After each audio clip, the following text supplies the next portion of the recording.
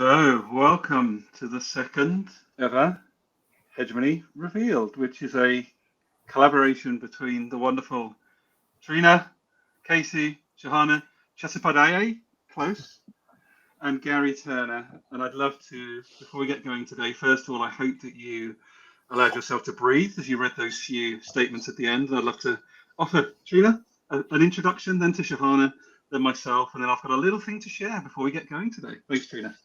Okay.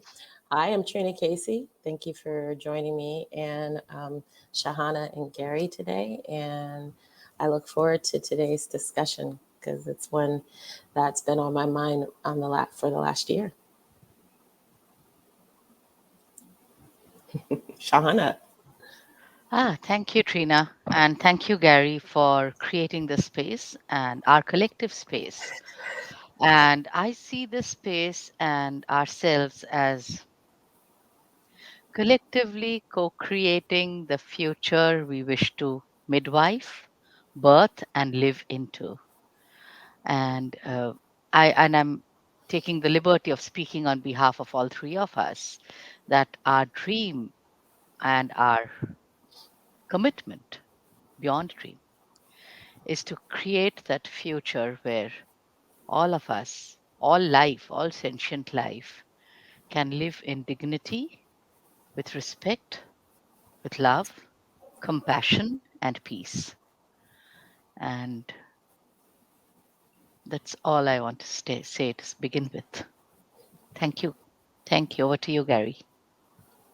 Thank you, Shahana and Trina. And yes, myself, I am the person that most of you will probably least expect to be in this collaboration based on supremacy culture patterns, because that binary thinking goes deep. You have to be over here or you have to be over there. So I work within the chemicals industry full time, and I have a deep, deep passion for being part of collectives like this that are trying to hold space for constructive challenge, constructive dialogue, seeking to imagine beyond where we've been conditioned to stay. And that's pretty much my part of being here today. And before we go into an open flow, and I just want to honor again, Trina 10 days ago said, hey, this AI thing, not sitting well with me. And then Shahana done some great writing, Trina done some great writing. There's been some great contributions from you out there on the back of some of this as well. And we're going to explore that shortly. But first of all, I just want to share, I had a very big, personal, vulnerable learning moment myself today. The three of us had a very powerful conversation this morning. And part of the reason that I shared those three statements as we went live today is it's very, very, very easy for myself as a white male in the West to not see, when other human beings are innocently or otherwise being erased in the moment. It could be very, very simple. It could be very significant. It might be being missed off a post. It might be being sidelined for a meeting. It might be ensuring that you're nowhere near the room.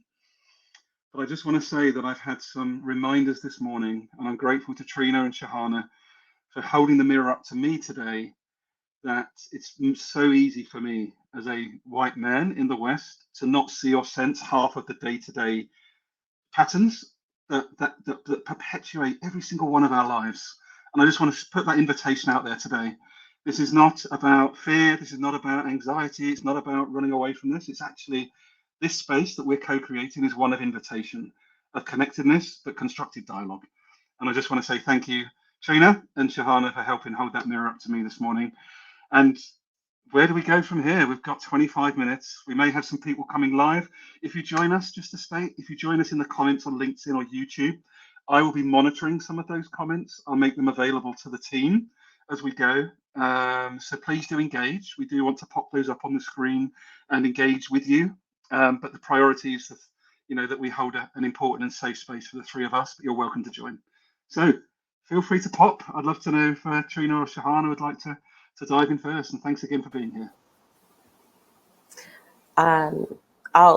Since I came off mute first, I'll just go here. And I just wanted to say, we did have a very deep conversation today, and where I expressed some feelings that, through the fear of feeling probably judged or whatever, but I'm dedicated to having open heart conversations about my feelings and the feelings of other people, because inevitably what I feel, somebody else has felt.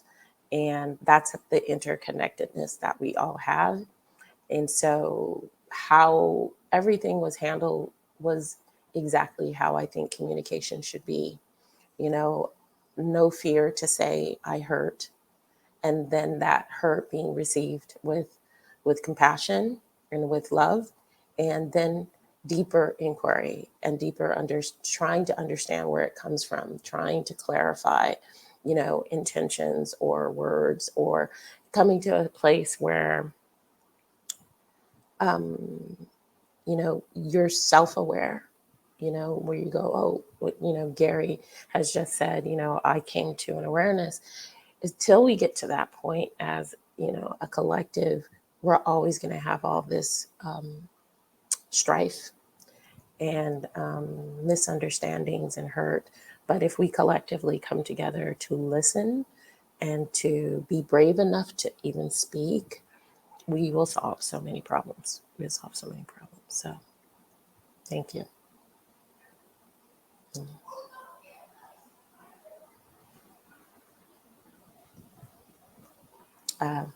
Anybody else? Shahana?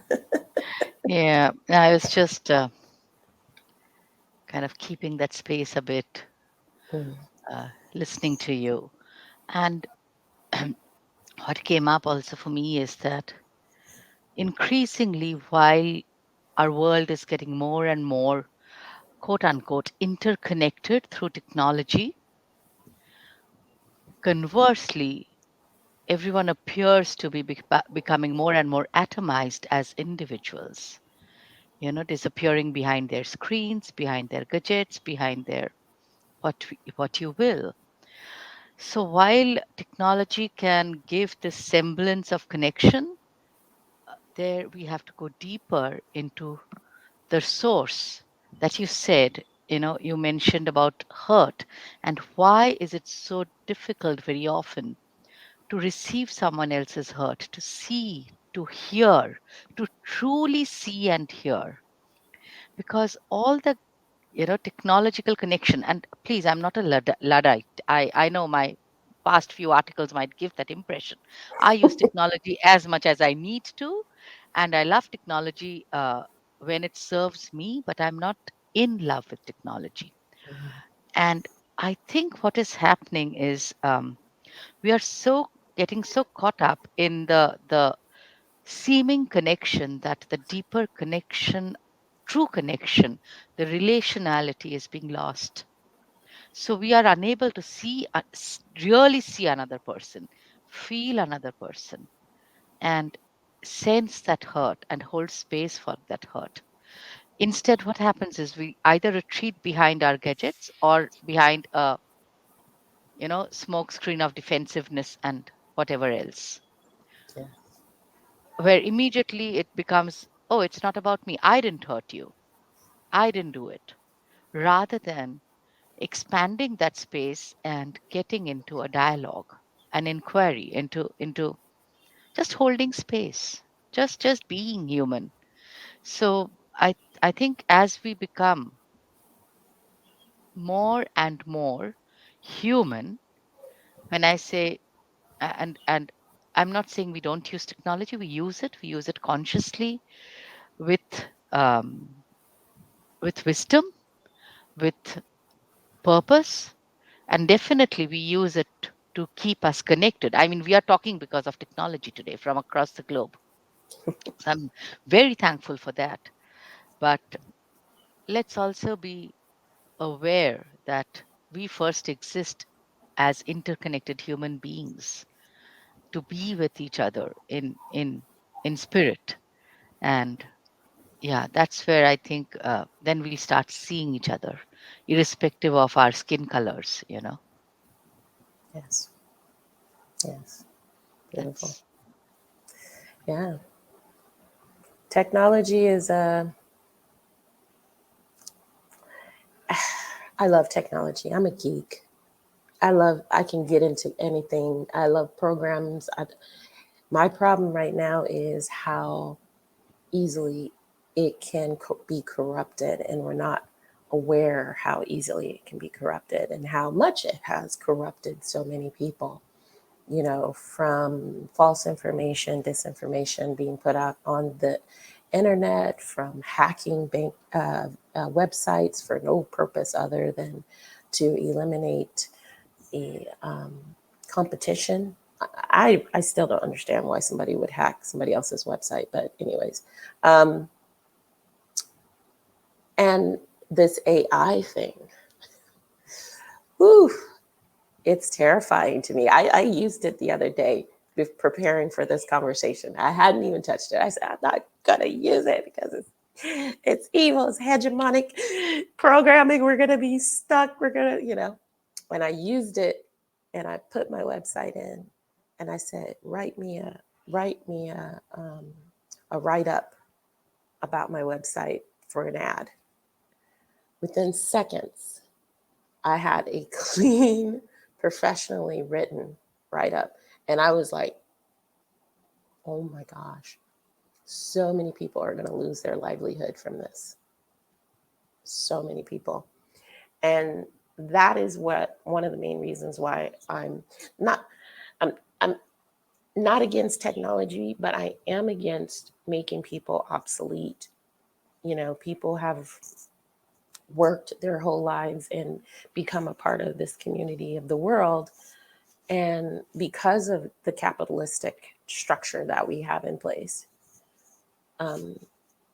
they're surviving. They're not thriving. They're surviving at the moment. And we just threw another wrench into the wheel of people's survival. And I think that's very unkind. And I think it's like when, you know, the US sent jobs over to, or actually the globe sent jobs over to China, India, the car industry, you know, went to other countries, and these people in the US in particular went into poverty. You know, people, especially Black people, because a lot of Black people worked in the motor industry. And so, yeah. What do you think, Garry? So you've just opened up two really critical areas for me. First, I'm just going to say thanks to Lana for coming along, just saying, using it with intentionality and with the heart around how it can liberate all of us, not a select few. And I think this is the comment I'd love to build on. Thank you, Lana. So again, bear in mind, I work within the belly of the beast, as I call it. You know, deeply extractive, chemical industry touches every part of our lives as we know it. So, you know, it's a good thing in many ways because we've got the lives we have, we've got the quality in many parts of the world, but we forget, I believe in the West particularly, in my sector, that silence, that erasure of literally 90% of the planet in the day to day because of we have to hit the targets, we have digital transformation to keep it on a technical lens, right? The myopia that underpins digital transformation is bigger, quicker, harder, faster. It's not about connection, understanding, empathy, co-creation, reimagining. It's about recolonization as hard and fast as possible so people don't have to feel. So this is where I'm sitting with it. This is where I'm uncomfortable. I was amazed as well, Trina. I literally went in last night. I was like, yeah, okay, what's this thing? And I'm literally gone like, what's hegemony? Imagine that I wanted to do this. And I tell you what, the quality of the outputs is quite astounding.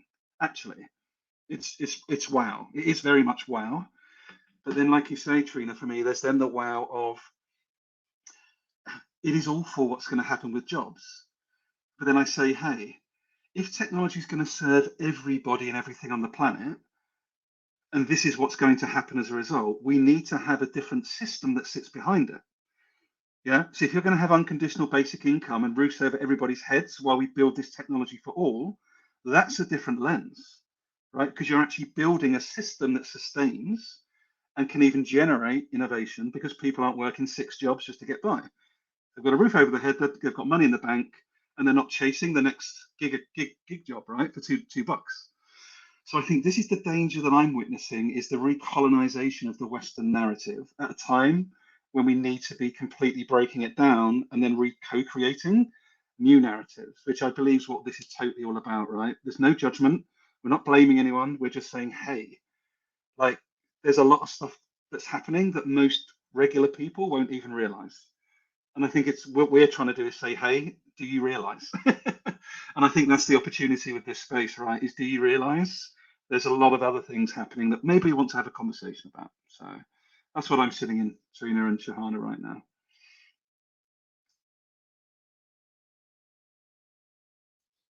Thank you, Garry, Trina. Very, very important points about technology. And so I keep going back to one point is technology is a facilitator, is an enabler. That's how it should be used and should be seen. Now, what is it facilitating? Who is it enabling? Who is benefiting? And who is paying the cost? If we can wrap our heads around those questions, it will be very easy, or rather, it will become really simple and apparent that a handful of people are reaping the benefits, whereas for the rest, for a 90% of the planet, it still doesn't exist. I mean, I cannot. So we have across the road we have slums. I can't imagine anyone in the slums having access to this immediately or even knowing what to do with it. The danger is when you use technology like this with AI enabled, you need discernment to understand what is it churning out. Is it churning out thoughtful information, or is it churning out a string of sentences which are perfectly constructed but which could be a phishing email, very perfectly constructed? So if it can churn out software, may not it churn out malware? If it can churn out an essay, can't it churn out a phishing email so well constructed you would click on it because you wouldn't realize it's phishing email? So what are we truly enabling, and what is the data set that these are being trained on? How global is it? How pluriversal is it? Or are they still being trained on the same old, same old, same old narrative of profit, productivity, power, privilege? So ultimately, to responses to cues, you'll get a set of templatized responses, which are again still very Eurocentric, hegemonic. And like you said, Garry, rather than breaking this narrative, breaking it down and rebuilding together civilizational narratives of very different um, scope, we are just going to embed this narrative further, entrench it further into every aspect of our lives, because this will just make it faster. So, are we making faster, better, more efficient something that we should actually eliminate? So, are we like going to hell in a handbasket, not on a bicycle, but maybe on a jet plane? Wow. That's a really good point, Shauna. It's a really great point because and I love what Garry said about dismantling. I've always said in order to change, in order to heal, we always have to get to the root. We have to break it apart. And if you have a shaky foundation on a house, you might as well not build a new house on top of it. And I think that this chat GPT is just saying, okay, there's a crack here and everybody's going away. So let's go over here now. I see how people ran away from Facebook. I see how people are running away from um, Instagram, because those sites revealed very big cracks in our privacy and how we treat each other, everything, really big cracks. And so people are rejecting, people are having their grand awakening, as I say. And I just, it's really important that we don't just go in and embrace some new version of the same system just because it's shiny and new and it can make our lives easier. It really, in the end, the root is the same. It's still sick, it's still unbalanced, inequitable, whatever word you want to throw in there, it's still not right. And until we really, even history, there, it's still not right, you know. And as we're correcting course, we need to. Someone said the best thing for humanity right now is annihilation. And I went, ugh, is that really where it has to go before we evolve? Because we've gone through a few cycles, of humanity where we had technology and it was going up and then everything just disappeared. It crumbled. And I think it crumbled because the same hegemonic principles kept going into play every time. It's like they didn't learn. They didn't learn that didn't work before. Well, it worked for them. Didn't work for anybody else. It worked for them. So we're just going to keep doing the same thing over and over again because it aggrandizes these families and this, system that's capitalistic that makes us wealthy. We don't care about the peasants. So we need to stand up and stop feeding into it. Just stop. As I told Garry many times, we just have to stop. One day of stopping would put the planet and these people in such a state, they'd remember who was in power. Yeah. I'm having a really big reaction to what you're literally in the top of my head and my body. Trina, I want to share for my network in particular again. I really want to speak to those white men in particular that do have power, that do have privilege, that are not allowing themselves to slow down and to feel. Please check out this website from Tema Oken. Check out Shahana's work, check out Trina's work. But I always come back to this website and I invite you not to get hung up on the white supremacy statement on the front. It's a system, their patterns of behavior. Please don't flare up, don't trigger.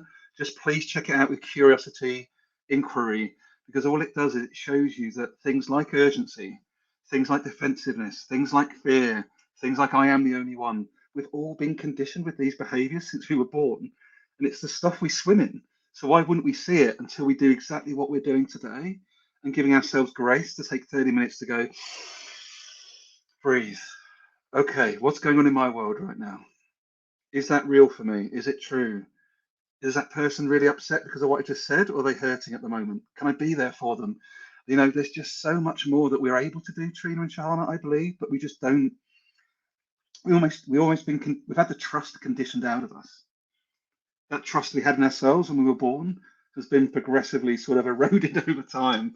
And it's just like, it's still there. It's still there in full. It's still vibrant, just under all these layers of conditioning and sort of story. And I'm just really, just cannot invite people enough to get really curious about this because I agree with you, Trina. I think we're two or three completely stopped, silent days away from everything tipping.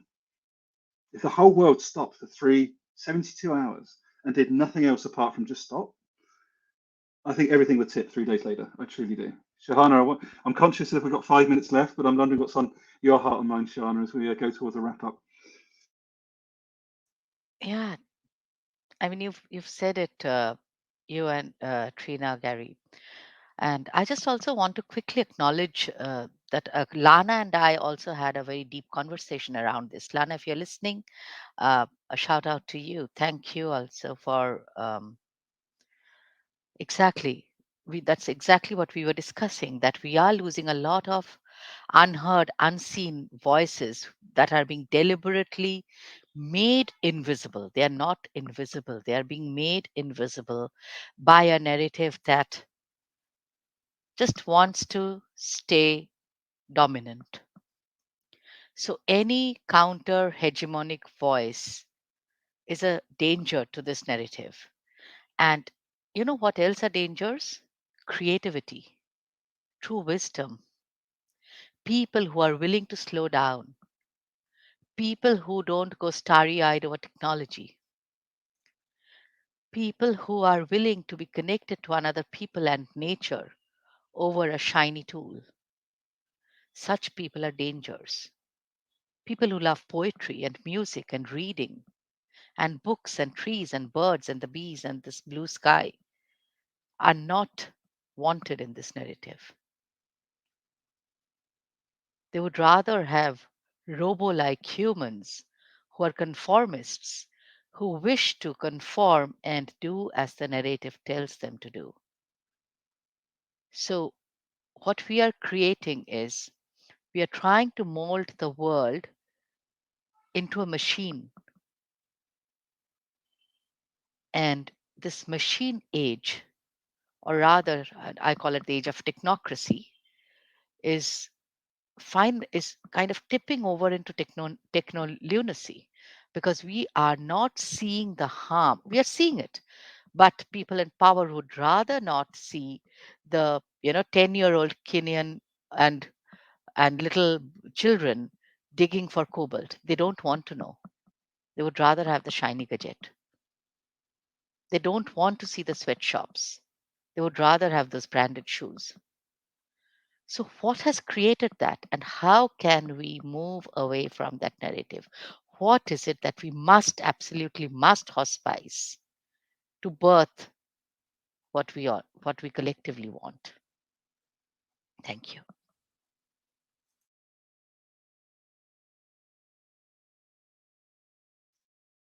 We'd love some final thoughts from you, Trina, before we all head off.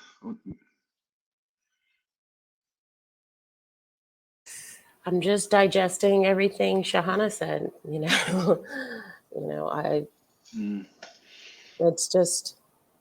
It's a pity that we keep letting this happen. And I say us because we have accountability to choose differently as individuals, because we absolutely can. We don't have to get excited for the next iPhone. We don't have to get excited for this ChatGPT. What we should do is dig deeper, like these kids in Kenya who are making $2 an hour, who helped create this platform. We're not talking about that. It just didn't go boop. But the techrosity that you said, they just seem like they want us to think that it just appears and it's the new thing. And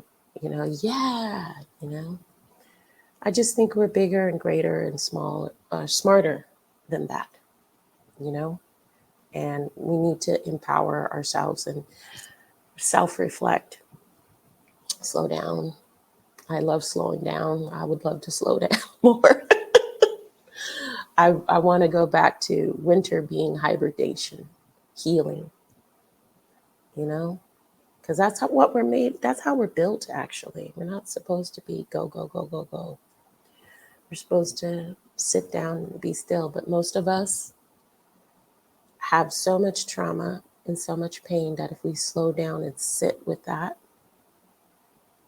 I don't know, a lot of people won't get up, and that's why they avoid it instead of healing it. So I just send a wish out to everyone that it's time to sit and heal. You'll be okay. It's, you will, promise you. But until we do that inner work, we're just going to keep the cycle going. Thank you, Trina. Thanks, Johanna. My final word is a very simple one around ESG. Environmental, social governance is a big topic in the West at the moment. There's a lot of boxes being ticked. There's a lot of investment going into proving it's not as bad as it used to be. It really is as bad as it used to be. Let's be honest. Let's look at the real situation underneath the covers, and let's try and reimagine better, because I know that we can, as Trina and Shahana have shared. And my invitation also is, if you've watched this or you watch this back and you'd like to join us, we don't just want this to be the three of us. We're really open to bringing you on as part of the dialogue as well. All of it, part of it. We're not pretending to be sages in all of this area. We're just curious, inquiry-fueled human beings like Lana is and many other of you. If you'd like to join us, this is what it is. It's what is it? Is it a chat show of sorts? I don't know, Trina and Shahana, but it's definitely a chat show of difference, I would say. So until next time, take care. We'll be back in 2 weeks' time. And my deepest gratitude and love to you, Trina, and to you, Shahana, and to all of you for joining us. And keep in touch. See you all soon.